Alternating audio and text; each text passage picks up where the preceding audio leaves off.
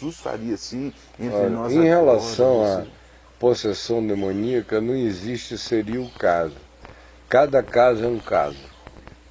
A gente não pode dizer daqui para frente, Vai ser assim. toda ideia, suspeição e impressão que eu tiver assim será. Não. Você tem que ser muito cauteloso. Especialmente numa hora como essa, em que a coisa é difusa e intermitente, você tem que ter muito discernimento, e a melhor maneira de expulsar esse tipo de coisa não é com a confrontação, é com o calço. Você vai enfiando a cunha. Você vai enfiando a cunha. Tá, o cara deu aquela piradinha, deixa. Quando ele voltar, que você vira o primeiro olhar dele de volta, enfia uma cunha do Evangelho. Enfia. Aí, às vezes, na hora que você mete aquela cunha, provoca uma outra reação, ele dá outra surtada. Vamos, segura a cunha ali. Aí ele volta de novo, você empurra a cunha um pouco mais. Você vai empurrando, porque de fato é um processo de afastamento daquilo que no Brasil se convencionou chamar de 25 anos para cá de encosto no meio evangélico, porque é uma terminologia afro-ameríndia, né, que foi incorporada, mas é uma terminologia, de qualquer modo, bem popular e bem designadora do que eu estou dizendo aqui agora. Aproximação. É aquela aproximação, aquele encosto, aquele encostar ali. Não chega a ser aquela possessão que domina tudo, ela prega. E ela fica assim, fazendo um overlapping, hora tá, hora não está, igual o pisca-pisca de português, agora está, agora não está. Então fica ali naquele negócio. Você tem que aproveitar isso para, na hora que não está, enfia. Vai enfiando, porque será a lucidez do indivíduo que fechará essa porta. Sempre. Do próprio indivíduo. Do próprio indivíduo. Aquele processo que está desgovernado, caído, você não tem que contar com a lucidez dele. Ali é atropelamento, meu irmão. Aquilo ali é partir para dentro, para as cabeças, tu vai sair aqui, é no tapa espiritual.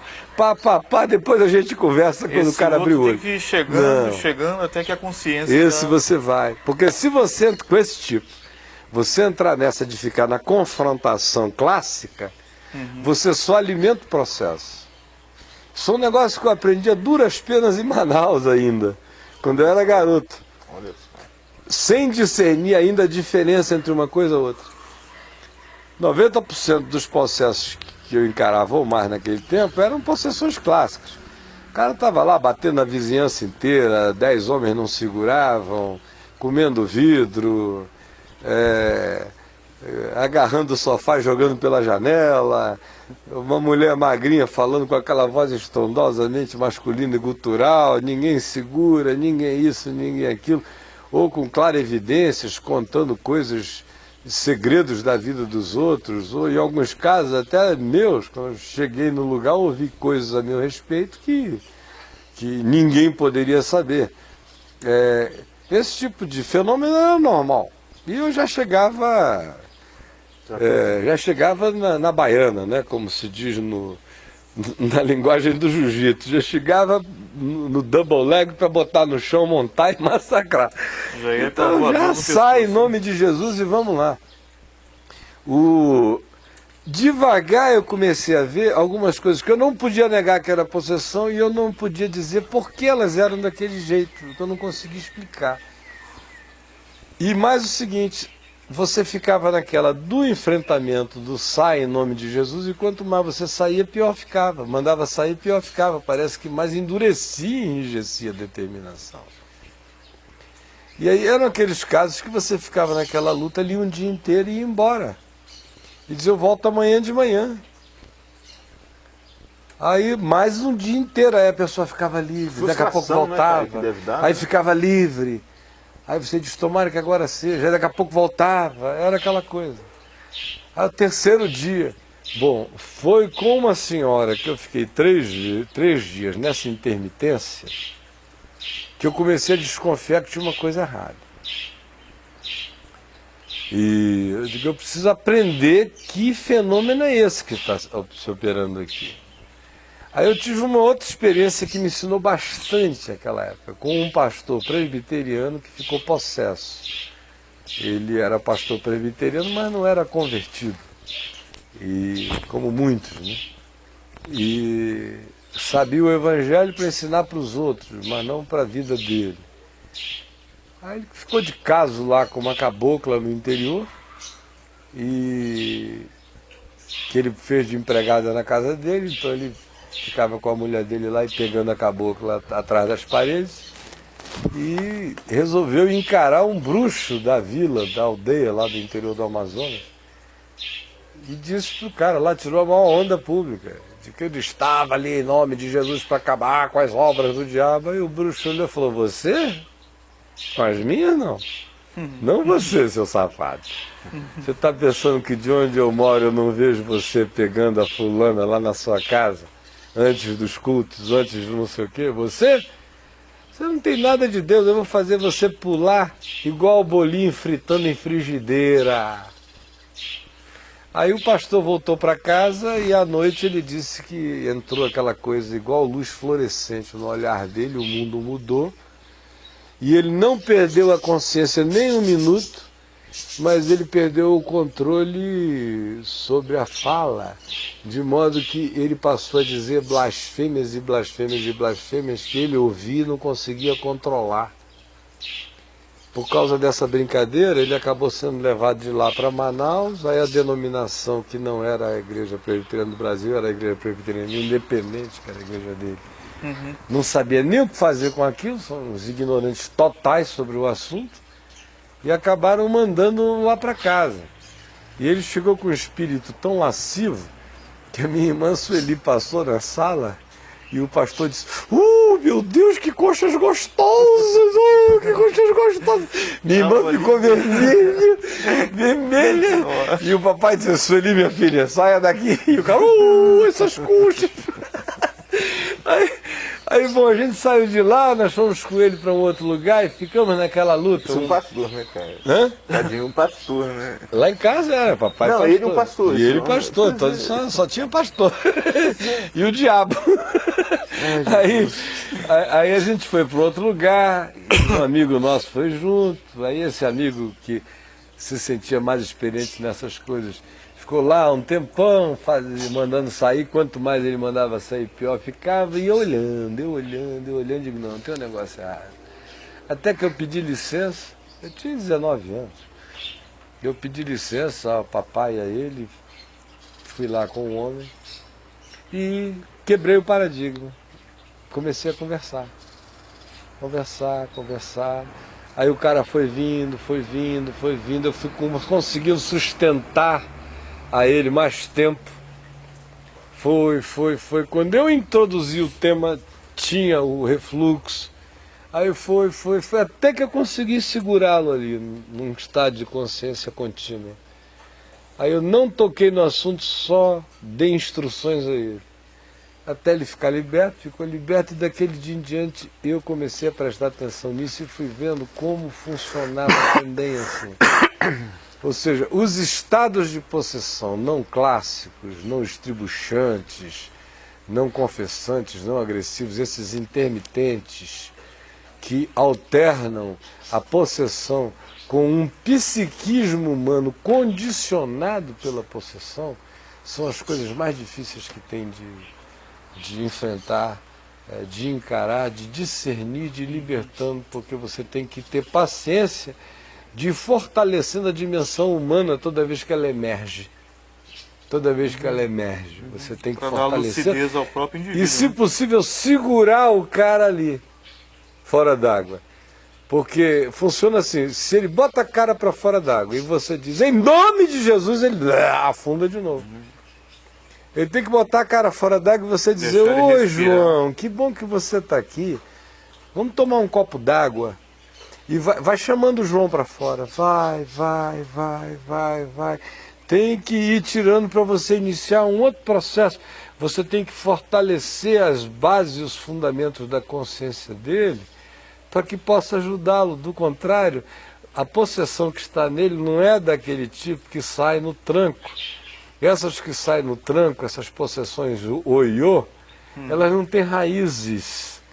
As possessões difíceis são essas que se imiscuem, né, com a personalidade do processo. Aonde Nem ele mais sabe onde as coisas vão e nem terminam. uma Ela casca criou diferente. fusões. E aí demanda discernimentos É como muito aquela mais casa que cautelosos. aparenta estar arrumada, porém a sujeira está toda camuflada. Barrida para Tapete, debaixo do tapete, no sótão, no debaixo do sofá. Tem uma pergunta, basement. tem uma pergunta aqui, Caio. Você tem.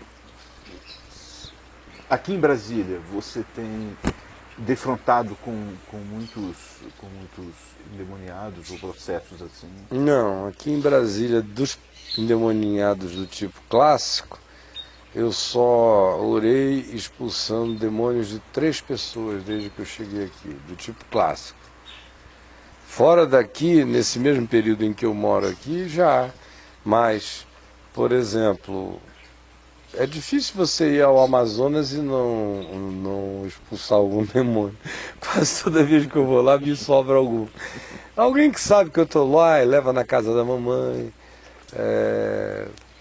Às vezes, em algum lugar que você está, alguém, ô pastor, o senhor está aqui, podia entrar, eu tenho aqui um vizinho com esse problema, assim, você vai e expulsa. O Amazonas é muito mais normal ainda, já foi a 3x2, com o advento das novelas de possessão global da Universal e Companhia Limitada, foi diminuindo lá porque foi virando palhaçada, né? Mas você ainda encontra muito. A última vez, por exemplo, que eu fui à floresta, logo depois da morte do papai, eu fui com a minha mãe e minhas irmãs passar 4 dias lá, eu estava lá, fui chamado na vila Lindóia, porque tinha uma criança possessa. E um menino lourinho, bonitinho. Outra com um fenômeno interessante é que no Amazonas tem muita possessão demoníaca de criança. Muita. Muita. Especialmente no interior e especialmente porque as crianças amazônicas genuínas têm um mundo muito mais ludicamente impregnado da dimensão espiritual. O lúdico e o espiritual estão fundidos. Eles brincam com Por causa isso. do folclore. As visagens, tudo isso, até as conversas de entretenimento noturno misturam-se com espíritos. Então o olhar infantil já está impregnado dessa lente. Se ela tem uma crise, ou se o pai morre, a mãe morre, ou se os pais se separam, ou se alguém da família invoca espíritos, ou se, enfim, qualquer dessas coisas traumáticas que em geral abrem portas, acontecem, não é incomum a criancinha de 7, 8, 9, 10, 12 anos começar a ver coisas e daqui a pouco está incorporando em casa, a família em pânico e tudo mais.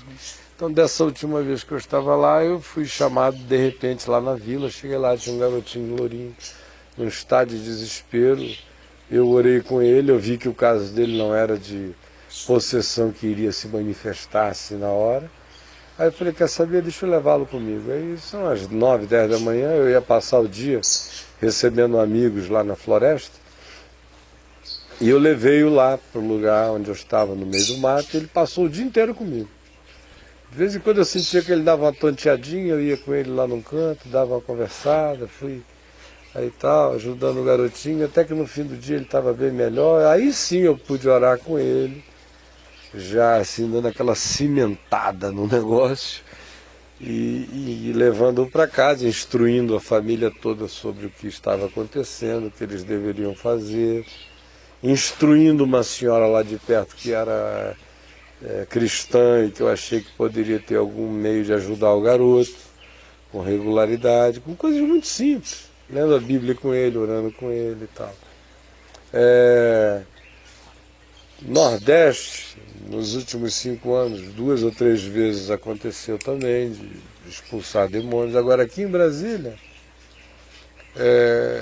muito pouco desse tipo. O que eu noto muito mais aqui com frequência é esse estado encostado. É que tem muito a ver com Brasília, né? Encosta nas tetas do governo, vai mamando, essas coisas, o tudo. cara tá torcendo pro mundo acabar no barranco, é pra ele morrer encostado. Acabar numa descida num barranco, eu já tô aqui, já morro Já tô encostado. com encosto, encosta. Então, Aqui o que eu noto muito mais é esse tipo de coisa. Eu vejo, por exemplo, muita conversa de casal, aquelas alternâncias loucas, a mulher dizendo, mas ele me disse isso, que o cara jura, mata dizendo que não disse, e disse. E ele dizendo dela que ele disse, e alternâncias. Porque quando a crise do ódio cresce, a ira poderosa entra, o cara dá lugar ao diabo na hora, não precisa ser no dia seguinte não. Não existe ira que se sustente dentro do cara como um direito à ira. E quando o sujeito fica irado, mas ele diz, eu não vou dar lugar ao diabo, ele tem consciência em Cristo, ele diz, eu estou irado, mas eu não quero dar lugar ao diabo nessa ira, o sol não vai se pôr sobre ela dentro de mim, acabou. Mas quando ele se ira, e ele dá direito à ira, e ele ama a ira, e ele quer amá-la até a morte como ira, na mesma hora aquilo é igual a macumba, ele invocou tudo que é de ruim para dentro, ele não vai cair nem estribuchar, mas pode ter certeza, entrou, bicho. Entrou. Ira que diz, é meu direito odiar, na mesma hora, pá. Não tem jeito. Ele pode estar vindo de uma vigília de oração. Mas se o ódio dele, o ódio entrar nele, ele disser, eu odeio até a morte, eu odeio, eu quero odiar, ele não vai ficar possesso, ele já está debaixo de uma sujeição, já tem uma pregada ali, meu mano. Que coisa, hein? Mas não tem jeito, vai pregar, o pensamento dele já está alterado, as emoções dele alteradas, ele já está sendo cavalgado, como Lutero dizia, o cara já virou montadura de Satanás e nem sabe, já está no cabresto, para lá e para cá, está pensando que ele é que está resfolegando, ele é que é o cavalo macho, mas nem sabe que ele já está sendo conduzido. Na hora não tem bons psicólogos, olha, façam o que quiserem com essa informação. Fiquem tratando com Freud, vocês vão ver no que vai dar. Mandem para receber ajuda, eles serão ajudados. Isso aqui não tem nenhuma ufania, o que me dá é zanga de ver gente que não entende de nada, que não estudou para isso, que não botou a cara dentro desse universo para discernir, que fica pensando que se está falando de problema mental ou psicológico. Problema mental e psicológico é bolacha Maria para mim, é brincadeira, a gente lida com isso todo dia. Eu nem falo no assunto de tão banal que é. Estou falando daquilo que a psicologia não inclui nem como dado para ser estudado e que está aí presente toda hora. E voltando à pergunta de Brasília, eu noto aqui de vez em quando essas intermitências. E esse tipo de coisa não gera a possessão que faz o cara cair. Vai gerando cada vez mais ideia fixa. Por isso é tão fácil de misturar com problemas psicológicos de outra natureza. Só que o problema psicológico da fixação de uma ideia, de coisas assim, demora mais tempo para você ajudar o indivíduo a ficar livre. Mas quando a fixação de ideia é fruto, é resultado de uma encostada dessa, provocada, produzida ou oportunizada por qualquer desses elementos que facultam essas presenças, o acesso delas a alguém, quando isso aí acontece, a maneira de você ir ajudando é pelo diálogo que vai fortalecendo a consciência. Fortalecendo a consciência com a verdade. Até que o cara acorda, e não é um acordar que vai fazê-lo jamais dizer, ah, meu Deus, onde é que eu estava? Não. Ele sabe onde ele estava.